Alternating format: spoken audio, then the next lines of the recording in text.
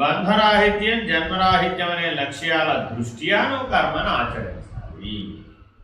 ఆచరించేటప్పుడు మరి నీ లోపల నువ్వు ఎలా ఉండాలప్పుడు? ఎందుకు ధర్మ విహితమైన కామమును నేనే అని భగవద్గీతలో పరమాత్మ అన్నాడయ్యా అంటే, అలా ఉన్నప్పుడు నువ్వు విలక్షణంగా ఉండడానికి అవకాశం ఉంది. అక్కడ సాక్షిగా ఉండొచ్చు. ధర్మ విహితమైన కామం జరిగేటప్పుడు అందులో కలిసిపోవకుండా సాక్షిగా ఉండు. ఆ సాక్షిత్వం అనే జ్ఞానం నీకు చాలా అవసరం. అది ఎప్పుడు కావాలి? నీకు మృత్యువులో కావాలి. నేనే చచ్చిపోతున్నాను రా బాబు అన్నవాడు మళ్ళా పుట్టాల్సిందే.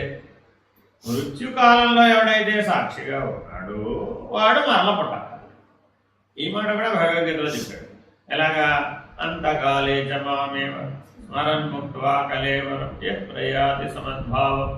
నన్నే స్మరిస్తూ నాయన్నే నీ దృష్టి నిలిపి ఉంచి నీ హృదయంలో నన్నే దర్శిస్తూ ఉంటే 3 పనులు చేయమని అర్థం.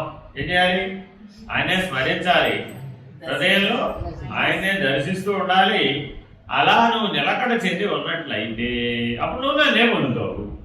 ఆయనే పొందడం అంటే ఆయన స్థితి, ఆయన లక్షణం.